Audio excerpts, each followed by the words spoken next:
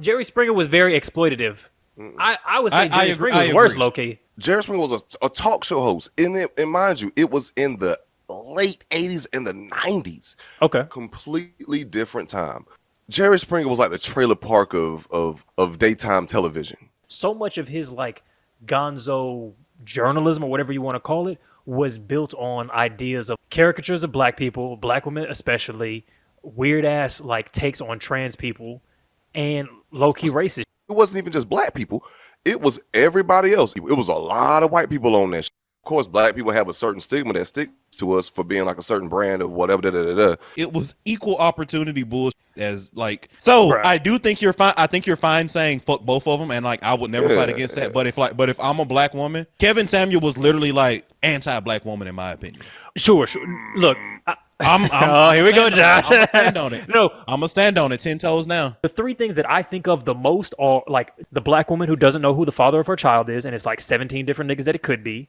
Or the white woman in the case of Jerry Springer. Just because you do it on both sides doesn't mean that it has the same impact on both sides. So I meant black women. The like trans woman who didn't tell her boyfriend bit. So the my girlfriend's a man type bits, and then the like my prepubescent daughter is a whore and is fucking a bunch of grown men, and so we're going to shame her on the TV show. Again, I don't know if he did all three of those segments, but that's wild. He did. Right. He did. All three of those, I'm like, you chose to platform that. You chose to create that situation. I don't really give a fuck about your decorum, and no matter how much someone was participating in on the joke, that shit don't matter. Like, it's still either coonery, exploitation, or... It's a red flag. Come on, man. You already know what it is. Why you calling me? Asking my fucking pronouns. I'm telling you, everybody's going to be they by like 20. Give it like 2031. We're not going to be using she, her, him, he type shit. I'm about to be all. Conversation. All of the above? All. Call me all. Like, I'm about to be godly with my shit. I'm just going to be, I am going to be I am. That's what you call me. I am, nigga.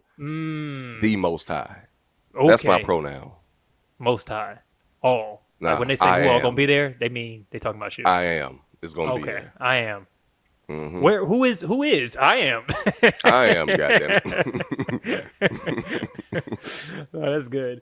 Let's go ahead and get into it. Welcome everybody to Waving the Red Flag, the #1 dating and neo-pronoun gender abolitionist podcast in the universe. It's your boy Eddy. It's Josh. It's Alvin. Let's get into these topics. Rest in peace, Harry Belafonte. You know what I'm saying? Just started out. Man. Daylight come. You know what I'm saying? It does. I had no idea he sung that song until recently. Like, it's like shit that you have to be reminded of, that these people that are already held in such high social esteem. And it turns out that they were, yeah. It's like, they're like, Beetlejuice, nigga? You're right. That was you? That was you? That's crazy. I swear to God, I was like in high school before I realized that he was an entertainer of any sort. I only knew him as a civil rights activist. That is all I knew him for. See, I learned that on the other side. I was about 16. That's all I knew him for. He said Muhammad Ali was a boxer? Oh, that's crazy. What the fuck? But that was dead ass. Like how deep he was in the trenches. Like he was a civil rights activist before the fame of like musicianship and the entertainment. Like, that was just always some shit that he was doing. So rest in peace. Power unto Indeed. You. Rest in power, my brother. Hey, Mr. Taliban. We also gotta give rest in peace to another GOAT. Oh, who? One of our napkin American brethren, Jerry Springer. Oh yeah, I was like, man, I don't even, man. I wasn't, because honestly, I was like, man. Somebody said, like, oh, we black women were all mad, we're all fuck Kevin Samuels when he passed away, but like are celebrating Jerry Springer, and I'm like, man, fuck both of them, honestly. Like, that's not the same thing. Jerry Springer was okay. Jerry Springer was very exploitative. I would say Jerry Springer was worse, low key. Yeah. I think that Jerry Springer was exploitative, like the news is exploitative. I think it's different than being like a blatant like agent of discord and attack on black women specifically. I think Jerry Springer like exploited things to the same tune as like Walt Disney, like it like exploits people. Like it's different. How you mean? What did Walt Disney do? As a Nazi or whatever. What did he do? When I say Walt Disney, I mean Walt Disney specific. Company. I mean Walt Disney Company, which is Disney as a company exploits people like all the way around. They exploit actors, they exploit directors, they exploit filmmakers. Okay, we're going big level. Regardless of race, gender. Exactly. That's my point. So it's like I think that Kevin Samuel has a very specific niche of who he was targeting when he did that, and I think that on some level that makes it much more of a vitriol response, specifically for black women versus Jerry Springer. I don't think it's the same thing. Nah, I'm gonna. I think you're fine. I think you're fine to say fuck both of them. I just think it's different. The reason I'll say it's a little bit more similar than maybe we're making it out to be is that when you look at Jerry Springer's stuff in the like present critical context, so much of his like gonzo journalism or whatever you want to call it was built on ideas of like, or whatever the fuck you want to call the show. I don't know. Like, but just whatever that was, it was built on ideas of caricatures of black people, black women especially, weird ass like takes on trans people, and low key racist shit, and like pedophilia shit. Like it was a whole bunch of like. We got Jerry Springer standing in the house. All right, I didn't watch the show that much, so by all means, I did. You clearly didn't. You clearly didn't because that's so much like bro. I seen clips.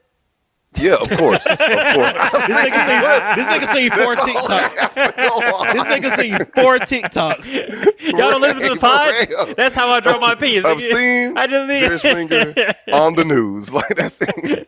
That's all I need. That's all I need. No. All right, I'm tripping. Go.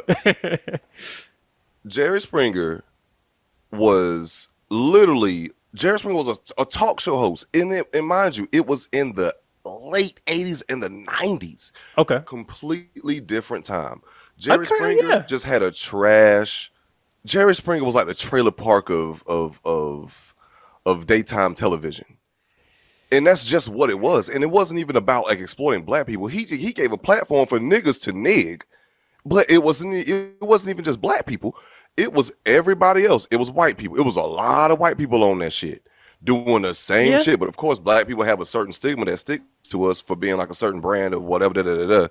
But Jerry Springer always remained calm, cordial, and like relatively not neutral, but like Jerry Springer, like himself as a host of a show, was not like on some like anti-black ignorant shit. Like it was just like, this is just what the show is, and we are given this platform. Like this is daytime television.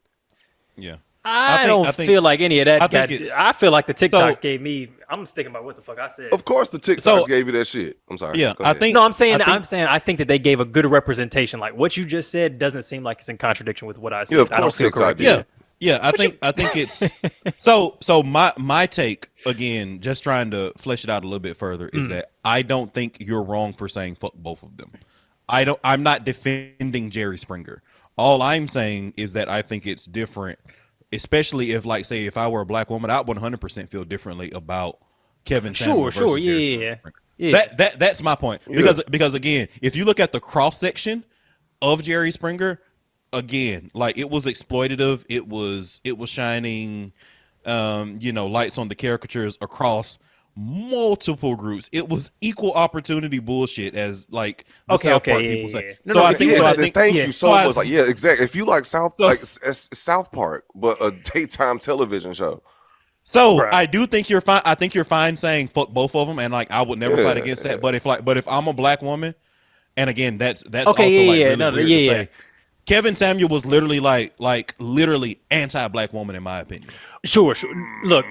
Here we go, Josh. I'm gonna stand on it. Let me just then adjust what I was saying before. Like, I was just kind of like vaguely responding to a Twitter that kind of said that. But I think it's very fair for you to be like, if you're a black woman, to be specifically fuck Kevin Samuels.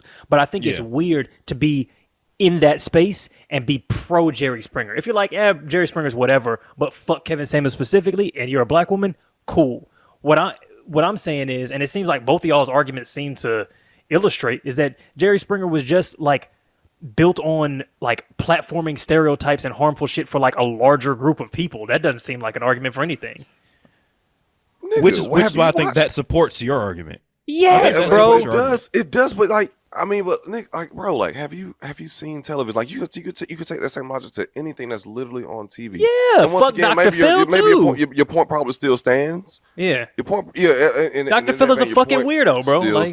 Still stands. But it's just as the person, when you have that sort of platform, and if like, oh my God, he just was he was just letting be. Just like illustrating the worst of humanity, basically. But I would still say, as a host, he had a lot of class and decorum for such a platform. So for such a platform, yeah, but okay, but so and I look. Like, what does politeness mean? I don't know. I said decorum. Okay, decorum and class. I didn't say politeness. He was still polite too, and that also speaks to the whatever. But you see people who are like who are overtly fucking like clearly on one side and just like racist or just like have an agenda. Jerry Springer didn't necessarily have an agenda. It was just what's going on here. Like y'all got this situation. And of course, like it might have been produced. Some of it might have been produced, but like it's fucking trash. It's like a guilty pleasure TV show. But like, as the human being, Jerry Springer, like he still had a lot of class and decorum on that platform. That's where my respect comes from him. Like he wasn't just some sort of piece of shit that a lot of people try to make him out to be just because we're super woke in this time. Yeah, look, no. Okay, so I disagree with everything that you said except for that last sentence, which is that if you want to go, fair enough. Yeah, I'd be disagreeing sometimes. Of course. And I only watch 2 TikToks, so I really don't fucking know what I'm talking about. But you'd actually watch the show, so subject matter expert. But that last bit of like, if you want to say, hey, he was in a time where the Overton window was just in a totally different place, and we shouldn't, whatever. Then cool, I would maybe say, all right, fair enough. But it seems like even his more recent content still had a lot of that kind of stuff to it, which is like, but if you want to say, hey, it was a different time, I'm very like, cool, fair enough. But and mind you, I haven't seen his recent shit. Like I didn't even know Jerry Springer was still fucking live. Like, you know what I'm saying? Like, but in the 90s, early 2000s, different fucking time, bro. Like, okay. Like the whole mindset absolutely. Everybody was different. Yeah, men, like, women, theys, thems, whatever. True. I think the most didn't important even exist as a category that you could identify as in like 92. I think the most important thing you said is that it was a guilty pleasure, right? So a lot of people saw this as something that was, I don't necessarily think this isn't right, but it's entertainment, so I'm going to look the other way on it. So I think that context is also important too. So if I'm going to watch like the Irish Mob and the KKK go at it on Jerry Springer, both of those are exploiting like stereotypes of larger groups of people, but it's entertainment to me. Again, I think that gives a different level of context versus like Kevin Samuel in the context that we brought up Kevin Samuel. I think that's different. Fuck both of them if you like, and I think that's very fair, but still different. Yeah, different, but I don't know if I think Kevin Samuels is more not even levels. Not even levels. I'm not even saying they're different levels. I'm just saying they're different. Okay, they're different. Then I totally agree. It's like a Susan B. Anthony dollar versus like a paper dollar. Like they both hold the same weight, but they're still very different things. Yeah. Does it? The thing that I wanted to just, if I can, is like, it seemed like you were equating decorum with being a decent person, and I just don't understand like even the relevancy of that. Or maybe I'm not understanding what you mean by that word, because that to me is almost completely irrelevant to like the convo. Decorum? Yeah. So when I speak on decorum, I mean like in terms of a host, like where you see like their biases and you see like they're trying to like literally exploit a group. Jerry Springer, as salacious as the show was, he was quite neutral he was quite neutral, or he would ask like legit questions that would actually try to bring out the truth of what someone's actually trying to say, regardless of what it was. Like he was quite neutral. And I do respect that when you have that type of platform that like, it's a guilty pleasure. And like, once again, the show was extremely popular. Like the people ate that shit up. What the fuck does that have to do with anything? There's a very large audience for it. Like every fucked up thing has an audience. That's why we know about it. So here's my last point on it. And I think about this quote all the time, and I'm gonna paraphrase it. It's from Dragon Ball Z. Okay, let's go. Majin Buu saga, which is the second best saga of Dragon Ball Z, by the way. Followed the Cell by Saga was the or first, following or what? the Frieza Saga. The Cell Saga is the first.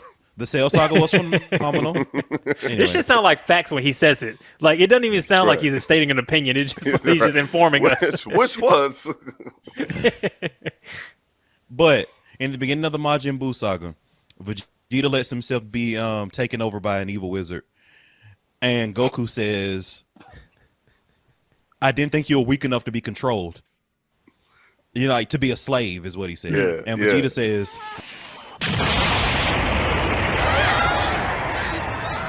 Tell me, is it slavery when you get what you want?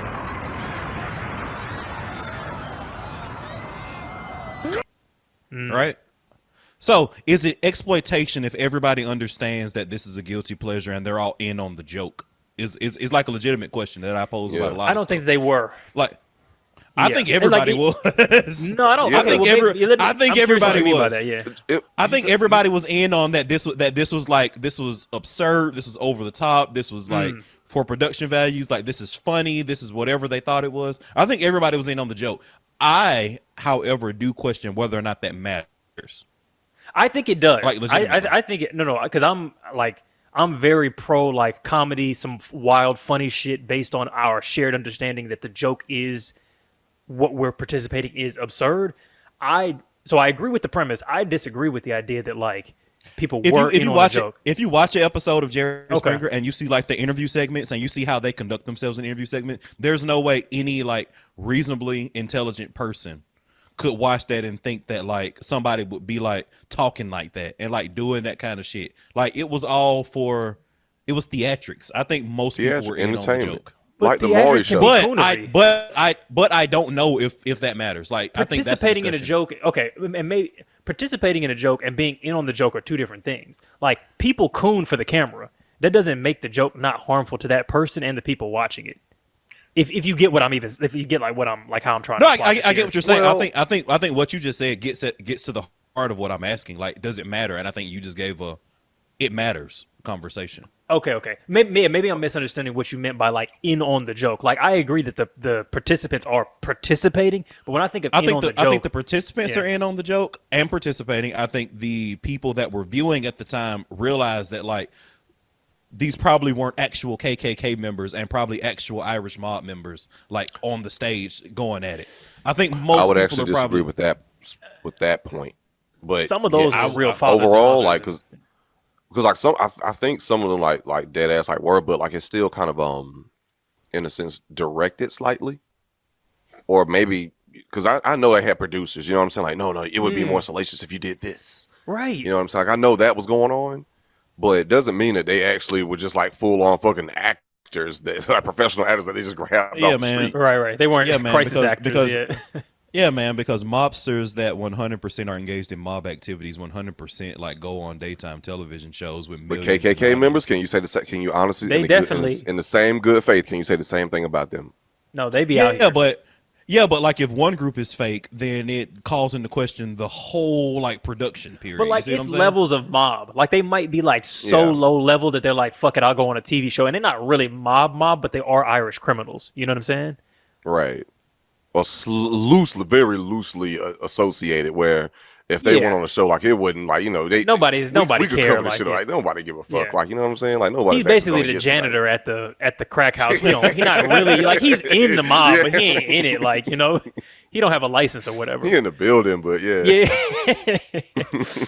But I don't know, just so many, and I might be confusing this with like Maury and like some of the other ones, but there's so many of these segments where it's, it reminds me of like Spirit World or like Shade Room, where it's like you get to hide behind this like neutrality, but you're peddling a very specific set of things. Like, you'd have decorum or whatever, but it was the Jerry Springer show. They didn't just hire him in like Alex Trebek. Like, he was part of the production and the choice of what stories they had and what things they chose to uplift. Especially later on where he was like had executive producer credits, for example. Yeah. So like that's fair.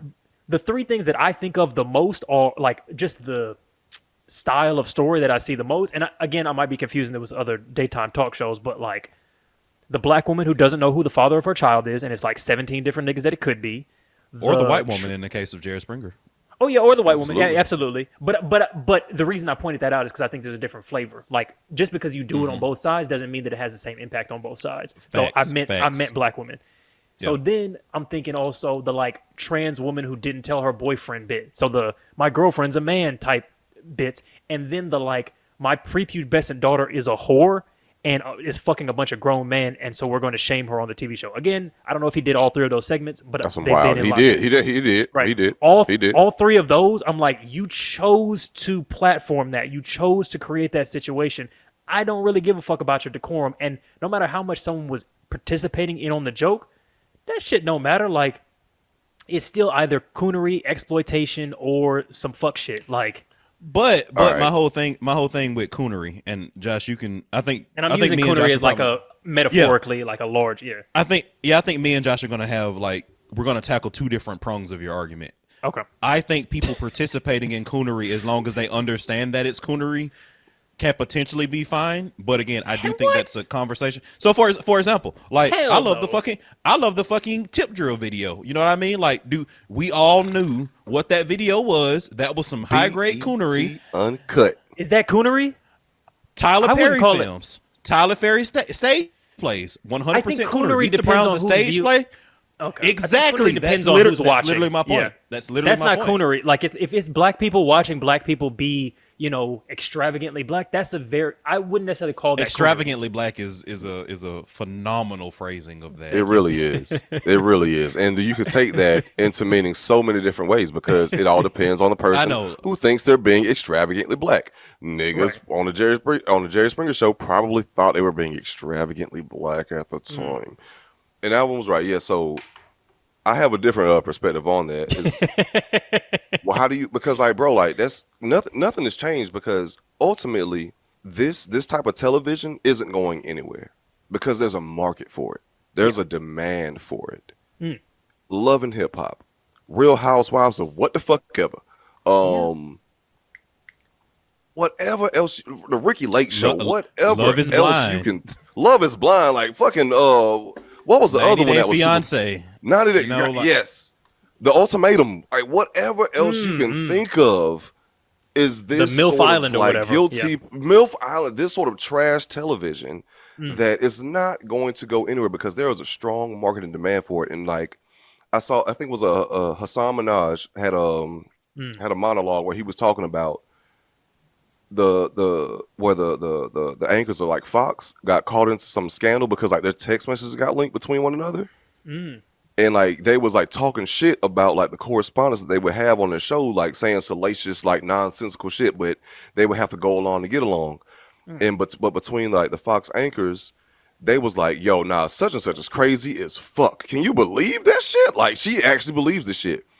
And Hassan Minaj was like, oh my God, like if this is true, then that would mean that the people, that the Fox anchors are actually sane. Like they don't even believe the shit that they're saying. And ultimately the antithesis of that revelation is the people want this dialogue.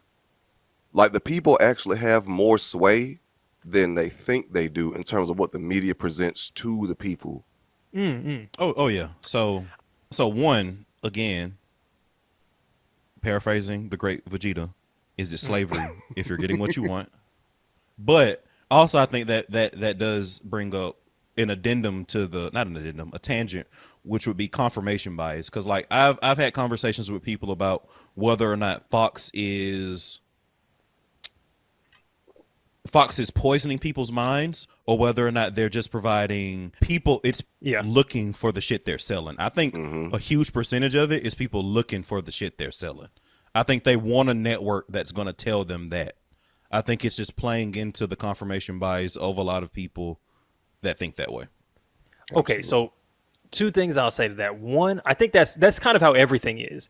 But so I think the change that it really happens is like largely marginal, and it's more about like mobilizing people. But I do think changing people's minds happens. But like leaders don't rise up. Like movements don't rise up because somebody convinces 12 million people to believe something.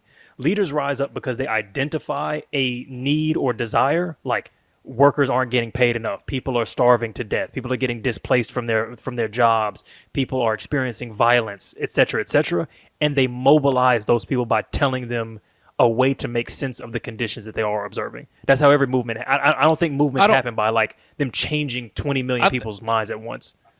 I think that's fair. I think that's different than saying like a media entity exists and that's what they do. I think there are definitely media entities that aren't playing specifically to the confirmation biases, specifically of the extremely far extremely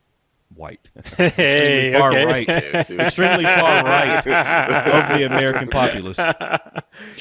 No, but they're doing something. But it might not be far right, it might be far left, or it might be centrist or whatever. But whoever they're talking to, they're not going, here's what the message is you're going to receive. They go, here's what we're saying, and then people flock to that, and then they continuously mold that according to the audience's demand. Quick. I missed one point that I was trying to make, because when I was talking about the whole Hassan Minaj thing, it was also like another leaked text that came out. But so I can't remember who the person was, but like he was saying, like, if we don't talk like this, then we're going to lose viewership. Like they legit said, we're going to lose viewership. Like they're not going to vibe with this if we don't talk, if we don't speak, if we don't talk about this certain bullshit. Yeah, I don't think that detracts from my point. There were true journalists. I think it 100% detracts from your point, because again, there were actually true journalists at Fox News that were about like reporting out. Right, there are like news wires that exist that just like report out with the aim of not having any sort of slant to it, right? So there's this post-processual like thinking that everything has like this lens and this bias, and I subscribe to that to some point. So I think that supports your view. But there are definitely outlets that seek to present stuff without saying like I'm going to play to the biases of a particular audience to drum stuff up. They're typically smaller for that reason, which may also support my thinking that like Fox News specifically like exists to play to the confirmation bias. But to Josh's point, Fox News specifically had like really good journalists that like had credibility within that field that left because they couldn't do that. I'm thinking Chris Wallace, I'm thinking Shep Smith, like they left because they didn't want to do that. Okay, let me, because maybe I'm seeing a level of nuance to your point that I didn't see before.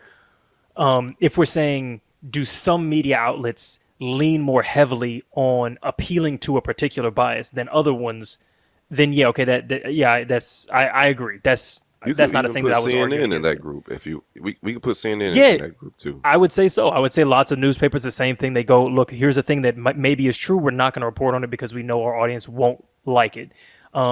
What I think my point was more so that there is a force that every news outlet is subject to, which is that the news has a very marginal impact on what people think. It's mostly, it provides like context and structure to things that large groups of people already think. It can organize them, it can radicalize, but it's not taking a large group of people who thought one thing and making them think another thing. And there are news outlets that don't like try and do that gonzo style like bias reporting. And as you said, they often have smaller viewership because they're still victim to the forces that I'm talking about. I'm not saying that all news is built specifically to do that, but it affects all news. Yeah, I can agree. And to go back to then Jerry Springer, my point is, as a creator of, and this is a conversation we've had when it comes to like making movies and video games and music and this kind of stuff, you have a responsibility for how and to whom your message lands.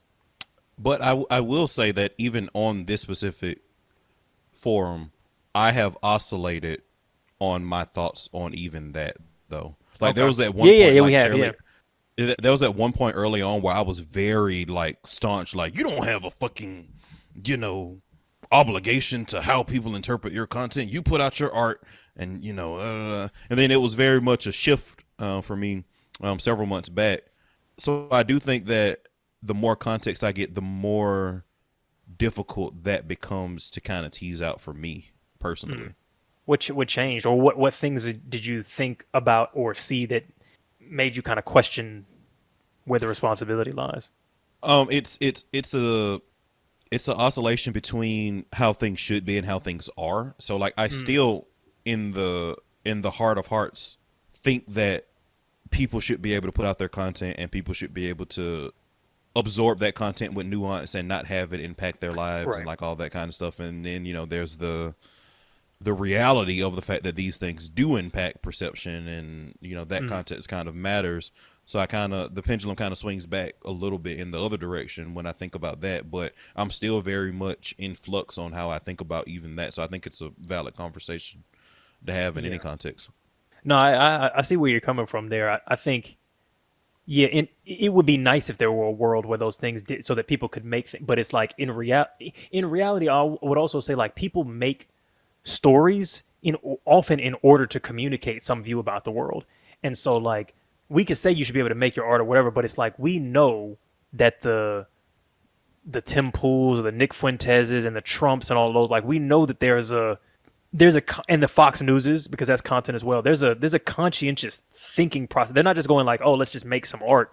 They understand that this gets people elected. This gets policies put in place. This gets policies changed. This gets votes cast. So if they understand that, but then I'm not saying it's that we think, but like if some creators understand that what they create, what they choose to put out impacts like real material conditions, then we got to understand that too. And not just be like, oh, they're just putting out content, But I think there's a difference. I think there's a difference between Fox News and say like how people treat Fight Club in 2023. Like I think that's a difference too. Like I think Fox News has a vested stake to sway things a certain way, to stay in business, playing on that confirmation bias, versus say like how somebody from my perspective, inaccurately interprets Fight Club and thinks that that's just like the worst, most misogynistic, most like terrible movie ever, when it's based on something else. So again, Fight Club's a past movie. I agree, but I do understand that in the real world situation, maybe we should consider how the interpretation of Fight Club could be misconstrued to be something that is harmful to larger society, regardless of whether or not that's what the artist behind that movie intended. Yeah.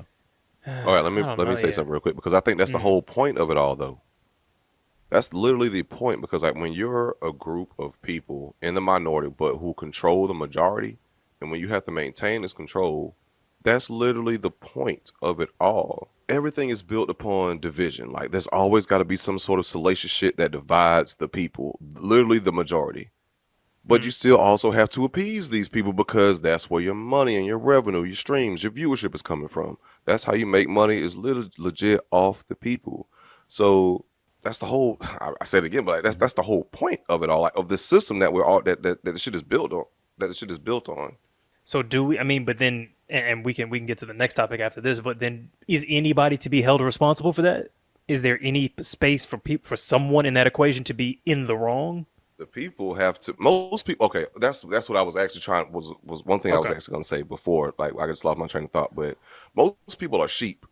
Like they just follow, go along, get along. This is what the majority is doing. This is what I'm going to do to fit in, to not stand out, to not be ostracized. Most people are fucking sheep. So it's tough to get a mass group of people who have their own perspectives, their own ideologies about something on one accord. But I think it's still, but I just say all that to say like I think it falls back on the people, because if we really got on one accord, like really like cut through all the bullshit, the propaganda, and really saw like one each other as like actual human beings and actual equals, regardless of all this race shit, socioeconomic status, we could overthrow some shit and like really like come together. And that's nothing that hasn't been said before, but to actually do that is seems quite insurmountable at times. Most of the time. Josh, I want to stop you right there, because what you're doing is bootstrapping. Right? What you're doing. So imagine what you're saying. What you're saying is that people have to get two jobs in order to live the life that they want, and that is unfair. Don't be mad at me because don't be mad at me because you was making a bootstrapping argument, bro. Don't be mad at me. Don't be mad. I'm not mad that you don't understand what bootstrapping is. It's fine. It's cool. It's all good. You should be mad that you don't. That's what you should be mad about. I mean, we should both really be mad that Josh is doing it right now. I mean, I'll sell you the shoes and the straps. He's divided us against one another. Right. Semantics. No. Right. Semantics. Their one and only weakness. All right. Do y'all think that ugly people have better relationships? That's crazy. No. I thought that was such a hilarious take, and the way she explained it was like medium-looking people have better relationships than hot people. Like, they find another medium-looking person, and they really get to know each other. It's not based off of, oh, you're so sexy, I'm so sexy, let's just start fucking, and this is a great relationship. So super sexy people, they look at each other, and they're just both like, we're both so sexy, let's be together. Only because they're sexy. And then I saw other TikToks of all these pretty girls talking about how it sucks to be pretty in relationships because these guys look at them as these perfect things, and then when they realize they have problems, they're like, I don't like you anymore. Oh. So medium ugly people have better relationships because it's about what's on the inside. I agree. I thought it was such a good fucking low key. Like, she made a really good point. It was a very good point. She made some good points. This nigga said no and then said low key, like right at I get it. Now that I think about it. Look, two things can be true at the same time, but no and yes. Okay. You know what? I think there's some credence to it, because if you don't subscribe to the notion of beauty and like, you're not one of the beautiful people, or if you've never been treated as one of the beautiful people, and there are the people who are legit gorgeous, who legit don't see themselves in that light because of own self-esteem issues, Okay. There's a certain layer that is between two people who identify the same, like, I'm not one of the beautiful people. There's a layer that's removed in how you might interact with one another, because you might not be so quick to be like, oh, I could just find better. There's better out there for me. I could get a 10. And I think that actually might play a bit of a role in terms of people's ability and willingness to actually work things out, which is universal across the board of all relationships. But these people who are very attractive, there's always something better. I can find someone who looks better than you, who acts better than you, talk better than you. Like, it's better. And so that's why I feel like that level of credence like comes into play. Like, if you're an ugly person, but y'all relationship might be built in more reality. Is what you're saying that low confidence people have better relationships? That seems to be the implication. Okay, so okay. Eddie, you're actually getting at the heart of what I was going to say, because what they're describing is not ugly people. What they're describing is low confidence people. So I'll be highly correlated. Yeah. No, I'll decouple that like ever so slightly. So gently. Men, and I think ultimately what I'm saying is that I think this is different between how society treats men versus women, right? Okay. So men can be treated as ugly and still have all of those same like thoughts that Josh just described, because society has treated men in such a fashion where men can level being ugly. Yeah. Where they can say, I'm ugly, but I'm tall. I'm ugly, but I make money. I'm ugly, but I have status. I'm ugly, but I'm funny. You know what I'm saying? Okay. Let's take talk. No, I 100%. And I know we've talked about it before. And I will say that I'm not like an insanely good looking guy. Like, I'm not anybody that anybody's going to look at like twice. I'm not ugly. Like, you're not going to look at me and be like, oh, that's an ugly motherfucker. But you're not going to look at me and be like, oh, that's like the world's most insanely good looking guy ever. Like, I'm squarely, hey, look, man, I'm squarely 5.5. I'm squarely 5.5 out of 10 territory. You're a 6.2 at least. Come on, man. I'm probably a 6.2. I'm probably a 6.2 on my best possible. Nah, I give you goddamn a 6.5, goddamn on your worst. But you know what I'm saying? If you brought that shit out, I'll give him a 7. Take it or leave it. Shit, 7 got easy. Let him goddamn put 7. Yeah, him in a suit, 7.3. Easy. Anyway. 5.5. You don't like this. 5.5 out of 10. I don't like it at all. No. These niggas said I'm pretty. Yeah, okay, all right, cool. I'm sorry. Yes. I wish I could let y'all into my mind to see how like much I don't care about anything look related. But that's my point. We know. Yeah, but that's my point, right? So it's the fact that like there are niggas like me that don't give a shit about what they look like because they're indexing on other shit in their life, and that happens in mass. Like, I've had multiple conversations. There's studies about that where like men are like, oh, I can just make up whatever perceived deficit in themselves, you know, real or imaginary, by like making money, for example, right? So what I think is really being spotlighted is people that don't have that confidence in themselves to quote unquote like level the playing field with other attributes. So I think what's really being said is not ugly people, it's people that don't have confidence. I didn't think about that. That's what I really think is that's really getting good. at. I didn't think about that. See, I would say that ugly. Me and Eddie on the same page accidentally is crazy though, but yeah. But from opposite y'all directions. niggas came from Voltron for shit, bro. Y'all don't want to be great together. Y'all don't want to form Voltron, right?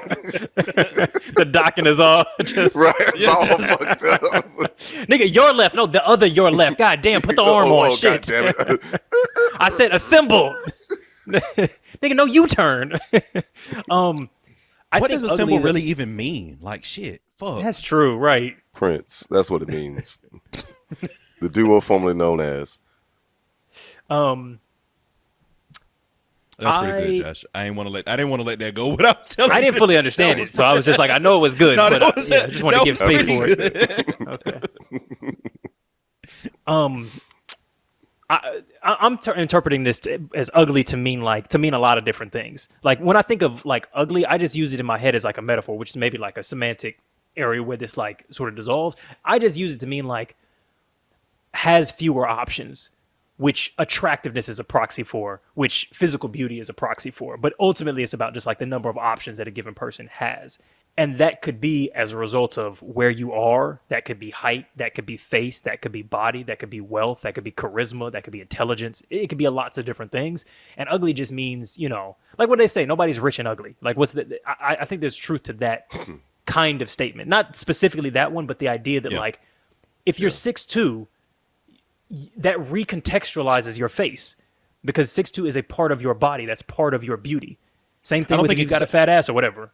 I think it contextualizes your attractiveness. I don't think it contextualizes your face. And when I say ugly, I disagree. I disagree with that, I'm explicitly thinking about your face. But no, I disagree. I think that a person. I think when you look up at a person, like if it's gonna turn into like evolutionary biology, like red pill talk right now. But I feel like if you're a woman who likes tall men and you're looking at a dude like up at him, and you go, "This man is attractive." Slowly, what his face looks like in your head starts to become an attractive face. I feel like that's how humans are. There is some psychology to that. There is some psychology to that. Okay, let me. But no, I'm this. I just bring this small caveat because I completely agree with Alvin. Like it recontextualizes your attractiveness, your overall attractiveness, not your actual face. Because have you actually taken a picture of yourself with the camera looking up at you while you looking down, or you just looking like this? Like you, it's not like your face is like or real life is. I don't know, man. Let's not speculate on this situation, right? Like let's talk because I'm not like looking at men from the perspective of women and looking at height as an attribute. I am looking at women and talking about fat asses. I don't look at a fat ass and say like, oh my God, you're pretty because you have a fat ass. I'm saying like you have a fat ass. I like fat asses. Therefore, you are more attractive to me. That does not make you prettier. Okay. That means that I am indexing on something different than your face to judge your overall attractiveness. Yes. But one, I think women are a little bit different on this regard, just because that is fair. That is fair. And this is not me saying like this is from women talking like the way they talk about the way attractiveness forms for a man. It's like when you get to know a person, an attractive face becomes whatever their face is. You're not going like, let me take a ruler and a sextant to their face and go, oh, this is an attractive face. I like them. You go, I like them. Therefore, whatever face they have is now a hot face. And I feel like women are more like that than us in general, based on just the way they talk. He was funny, and then I realized, he's fine. I didn't realize that until I didn't in this certain light, and then I like, oh, low key, he's fine, which is not a thing we don't go like, I never noticed that she was fine as hell. Like.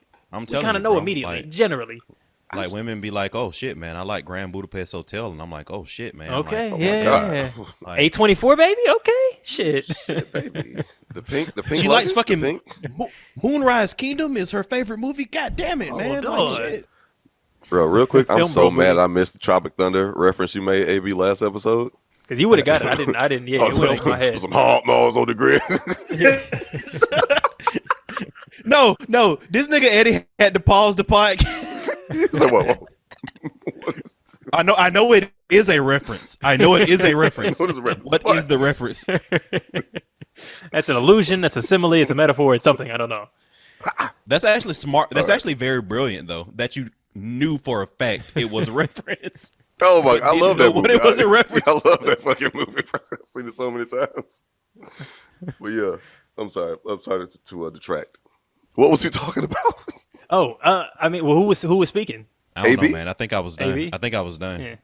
Yeah. So okay. So the thing that just going back to the thing that I disagree with what you said is okay.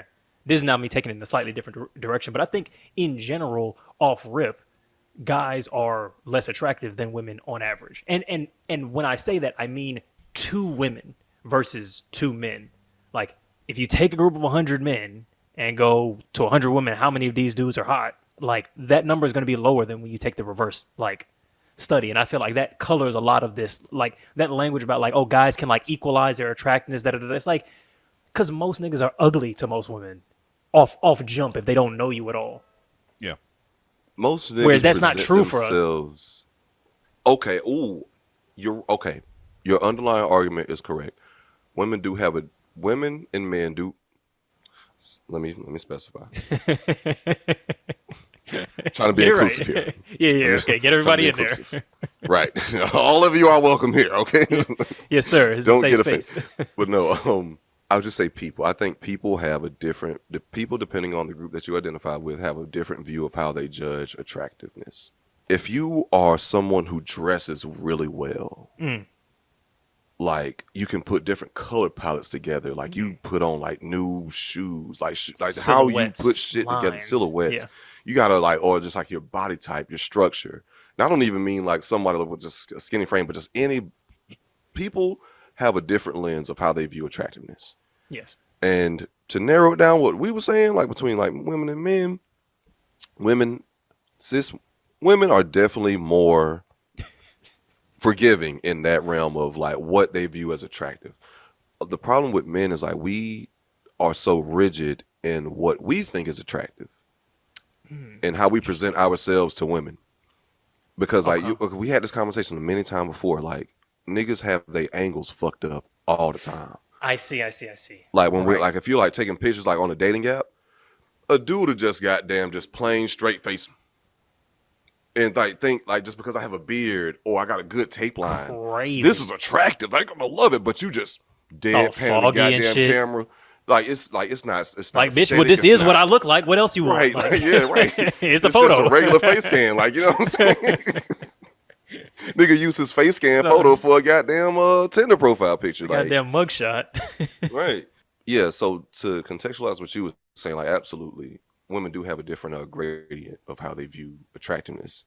Men, unless you know better, we just goddamn present whatever we think is attractive, and that's a little bit different from how women view it. And also, I do think that men are not socialized to be seen as looked at.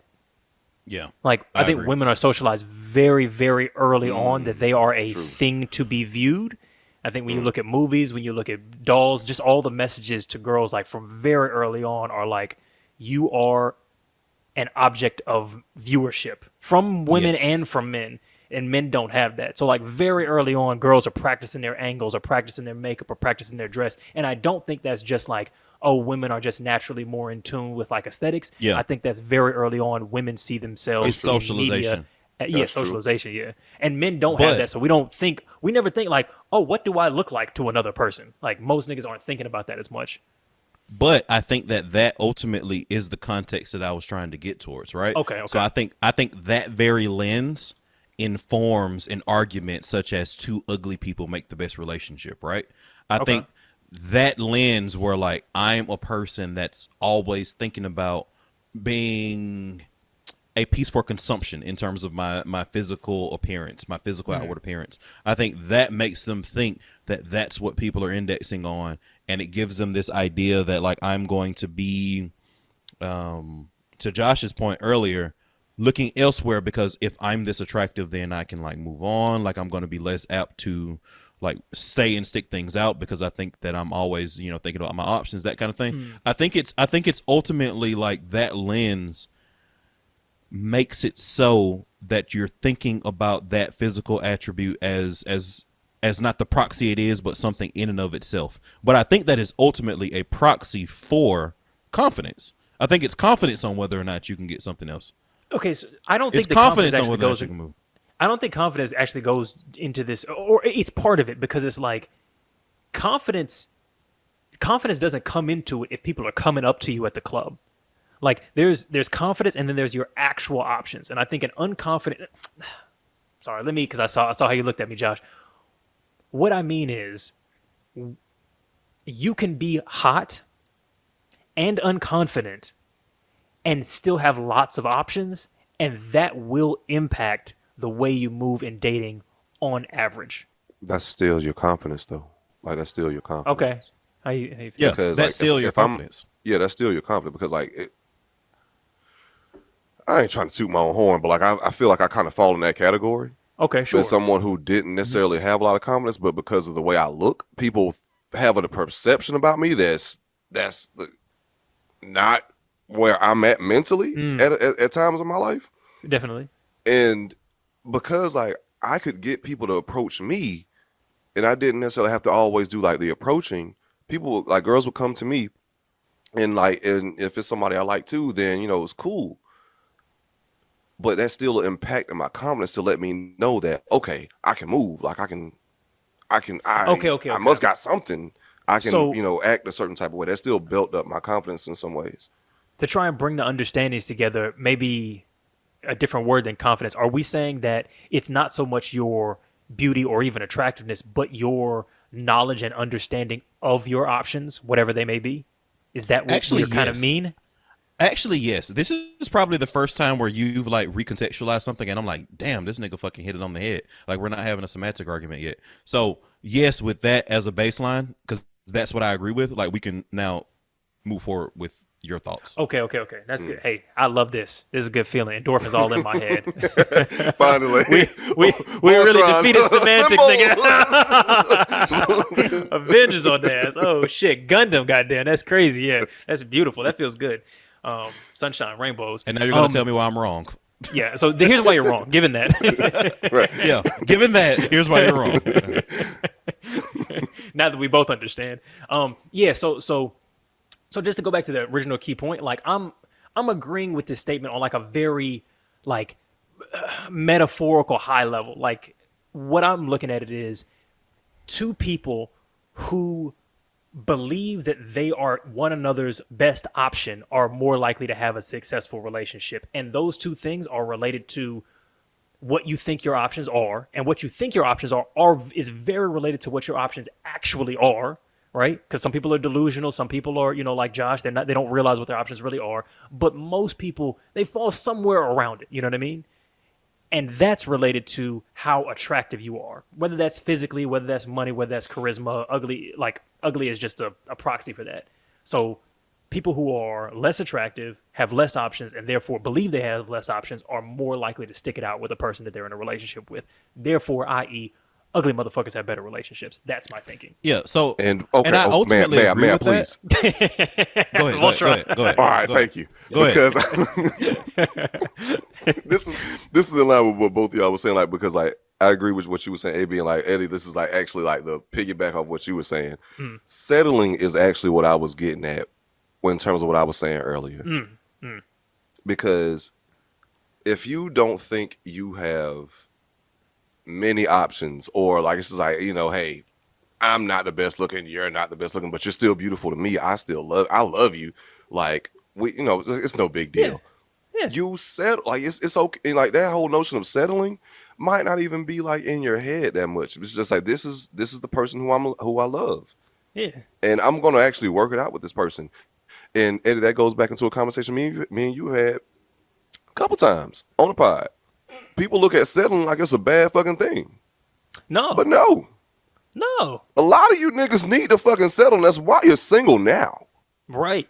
You keep looking for more, better, forever, and it's like, yeah, like I think the phrasing is like guilty pleasure. You know what I'm saying? It's like it's a wild, reckless way of phrasing it. Ugly people have better relationships, but I think it's like you can look at it funny, but it's like, look, there's happiness in understanding that you can choose love with a person, knowing that you want to continue with this person going forward. And when you're focused in on how many options you have because you're hot and you got the six pack and the fat ass and the good skin or whatever, that can detriment like forming real serious strong connections with people, and that is low-key a wholesome message, not a like I don't view it as like a negative message. It's a funny way of putting it, but I don't view it as a negative message.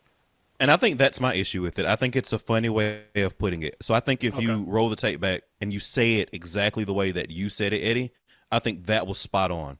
I think that using ugly as a proxy metric to summarize all of that nuance and all of that like very cogent like argument that you just put out does it a disservice, because it's not just ugly, it's everything that you just said. And I don't think ugly is a 1-to-1 correlate for everything that you just said. I don't. No. That's my issue. No, that's true. That's true. But I think it's maybe it's not a 1-to-1 correlate, but almost nothing is. It's like, I think it's probably a pretty good predictor. All things being equal, which is why I still agree with it even without the expansion. What's up? Yeah. I don't know. I mean, like, people, regardless of how you look, people have fucked up relationships all across the board. But that's true. In terms of the topic, I mean, yeah, I agree with AB. But in terms of just the topic, like sticking close to like the title of the topic, yeah, like I you know, there's some credence to that. A little bit. Some credence to that, you know, maybe. But you're people a just ugly on my little ugly list, you know what I'm saying? Board, you know, let's be together forever. You're my best option. We want to do one more last little quick thing. You're my best option. Yo, did y'all see what old boy? This motherfucker Eddie with the best wedding vows ever, bro. I'm like, hey man, oh man, you're my best possible option. Thank you. Oh, look, man. Hey, you know what? That actually doesn't sound that bad. That sounds like I wouldn't horrible. say that. I know you would never do that. Like your wedding vows are probably gonna make me cry, but like, but that would be wild if you said that shit. That would be wild. I think there's, you're right. I wouldn't put that in it because when I do some wedding vows, them shit's finna goddamn hit. I know how to put some love on somebody, but but I think saying no, I literally can't do better than you is different than saying like, I don't know, there's a tone difference to it. Like you're the best I could get is different than like there's literally nobody in this world that's like, but then again, it's like I think what people want to hear is that you're the best person on earth.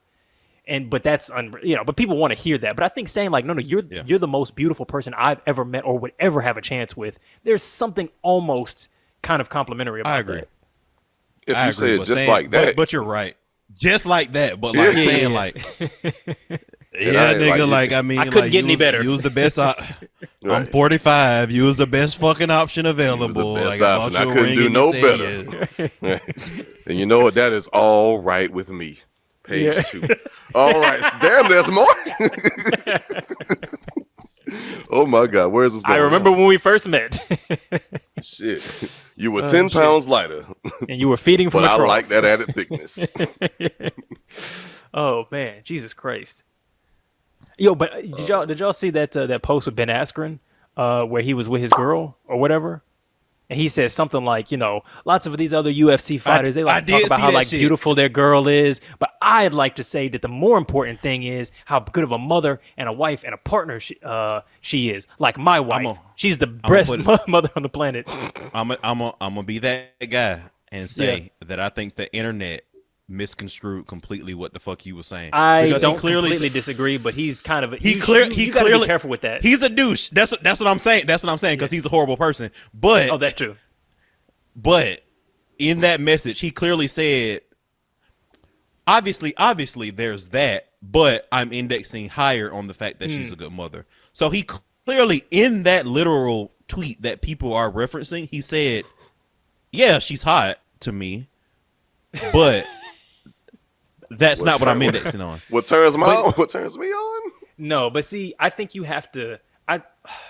And maybe there's levels of, because like there's also levels of like when misogyny is the norm, you kind of gotta speak misogynistic language in order to even just like get to normal. You know what I'm saying? Like you can't say, women shouldn't be highly valued for their beauty. That's why I married this ugly bitch. She's smart as fuck. Like you kind of still have to pretend like she's beautiful even though she maybe isn't, and you don't value that.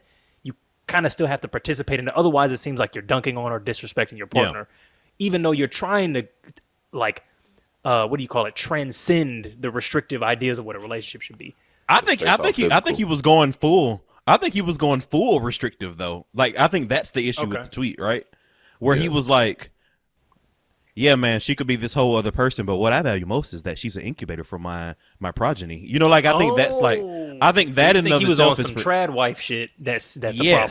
Okay. Yes, I think that's a problem. But I don't think he was saying conversation. But and I don't think anybody was even mad at that part. So yeah, exactly. Which I think was the part to be mad at. But I think he very clearly said like in that tweet that he didn't think his wife was mid.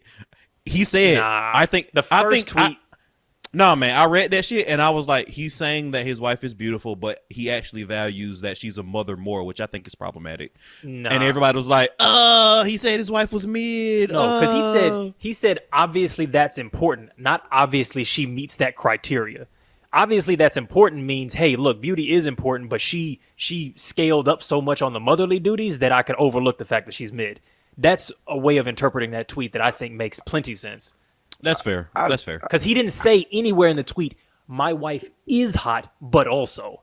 He said, well, your hotness is important, I could see myself easily like saying something like that while like fully being physically infatuated with my person, my wife, my partner, 160 but missing that in a tweet. And like, of course, when you put some shit out there, it looks crazy. It's for public. It's for the public to tear it down, whichever way, whatever. I think the thing that really contextualizes his tweet is the fact that his wife is mid.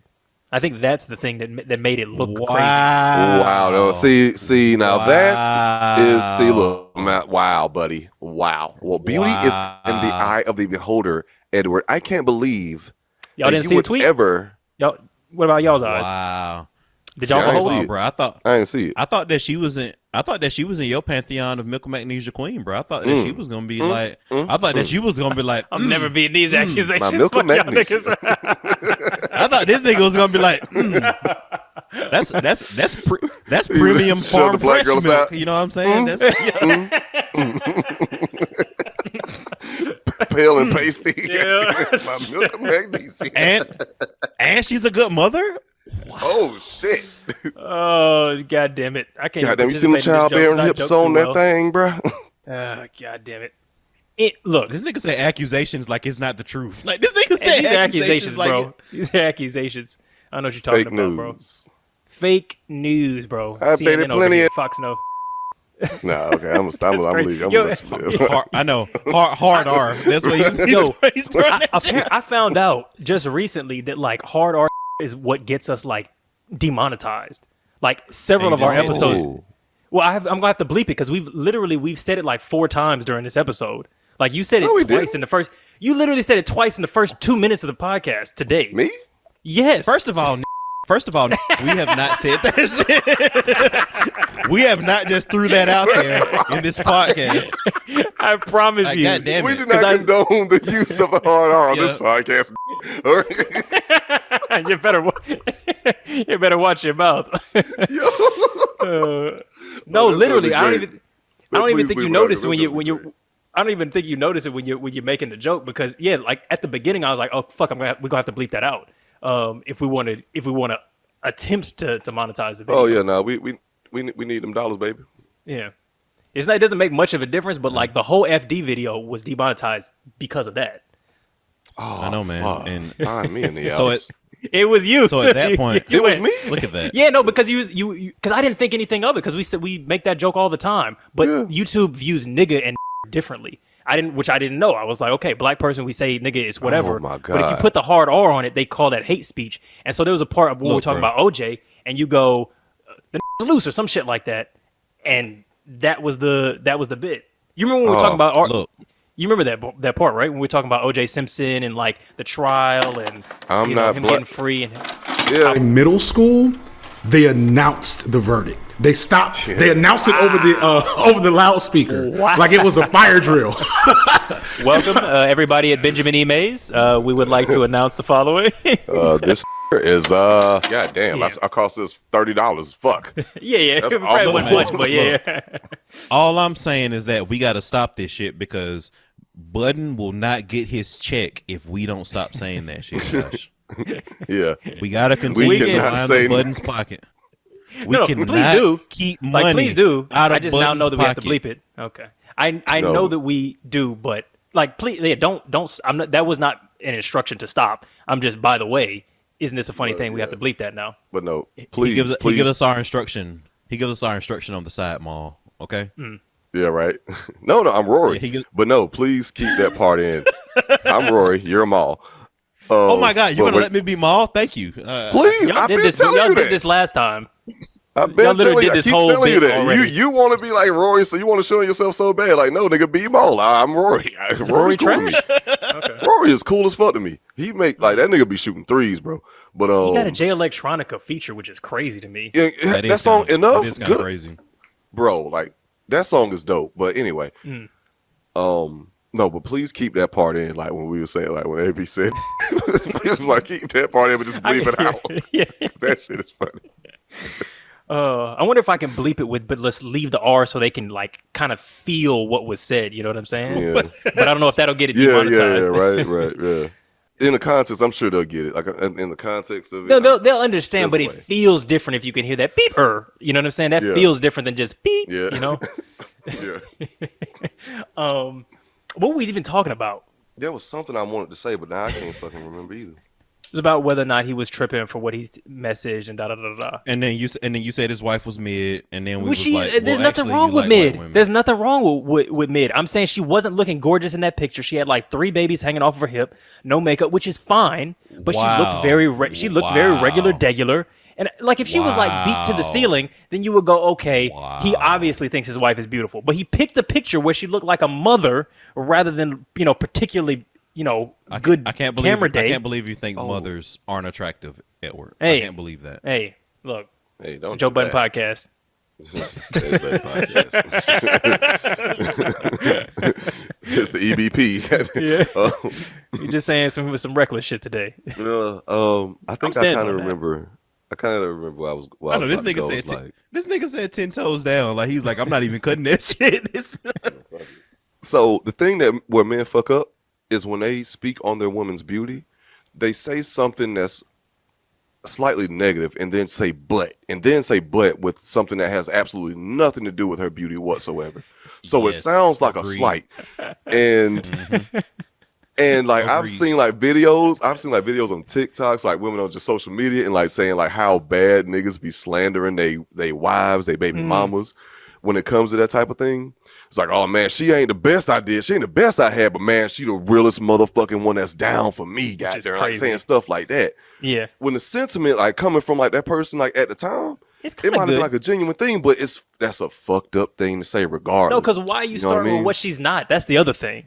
You know what I'm saying? Exactly. But that's like, why not just be like, no woman has ever treated? Because if you just said no woman has ever treated me as good as this person has treated me, people are still going to be mad at that, but they're not going to be as mad as if you said she's not the prettiest girl, but she treats me the best. In the realm of misogyny, it's also like in those same posts, it's usually some shit like, yeah, man, I put this woman through hell and she's still here, so therefore, she's got to be the one. You know what I mean? Like it's usually some additional Kevlar. Like, she could take it and as much as I can dish out. Exactly. Right. It's usually some real true blue, like pure, unadulterated misogyny.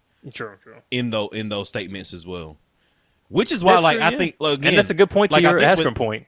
Exactly. I think that it was weird that nobody was like, yeah, like she's my baby incubator. Was like, I thought that was wild. That? Like I read. That's how he's reading it, and it's not an unfair. What you call it? Goddamn. There we go. There's certain shit you just can't say, man, even if it might be true. No, there's no reason to start with what your girl isn't. That's in a compliment. That's crazy. Your vow should never start with what your girl is not. That's honestly, if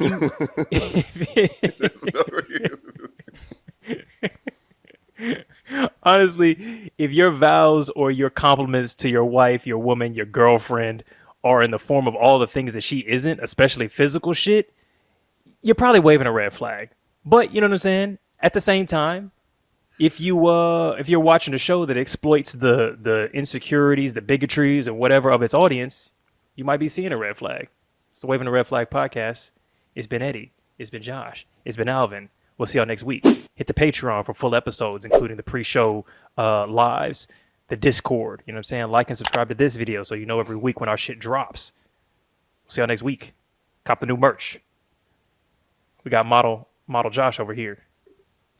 Wave that red flag. Y'all niggas cop some merch, goddammit. I mean, you too. Let's do it. But anyway, no. But no, that nigga had some. I was just thinking that nigga had some shit to get off his chest. Goddamn, why would you start off with the negative? Just so you know, you are not the baddest bitch I could have had. Just to humble you. Here's why I will allow you to continue to incubate my children and cook food for me. And you do a damn good job at it. You're the best. That's slave. That's like some slave master type language. It is, right? Is it not? Was it not wild? Yeah. That shit was wild to me. Yeah. Okay. Fair. Yeah. And I hadn't even thought, because I'm thinking about that. It was them two. Like Disney adult white people, like millennial types. One had like a beard, and the woman had like purple hair, and they were getting married. I was and always will be one of the easiest people to please. Only 2 things are required to keep me happy: keep my belly full and my balls empty. So you're amazing at half of it. We really need to get you some cooking lessons. Even when my belly isn't full, there is no one I could ever love more in this lifetime, unless I actually get a chance to meet Margot Robbie. His vows were just like extra mean, and her vows were not like they weren't doing like a Ryan Reynolds and a Gossip Girl type of back and forth. It was just him just ragging on her and talking about how she needs to keep his belly full and his balls empty and all this kind of stuff. I was like, oh man, bro, shut the fuck up. I will also say that this is just mean. I strive for that Ryan Reynolds, Blake Lively kind of like. I think it can. That's what I was thinking. I like it, cool, but it's got to be. It's got to work. But I feel like if somebody doesn't know your dynamic, you could come across looking like a super mean like husband to your like put upon wife, as opposed to like, no, we roast each other. That's what the vibe is. I agree. I feel like very easily out of context, you could look wild as hell, and so you got to be careful with your vows. Yeah. Man, fuck all that. Like, if that's what y'all do, then that's true. That's true. Fuck the internet. Yeah, if y'all happy, then fuck what the internet says. That's actually a good point. You should have seen the goddamn way she roasted my ass the other day, but it wasn't on camera. Like, nah. The way her energy didn't seem like it was that, but if it is that, then you know, more power to him. Green flags for y'all. I want that too.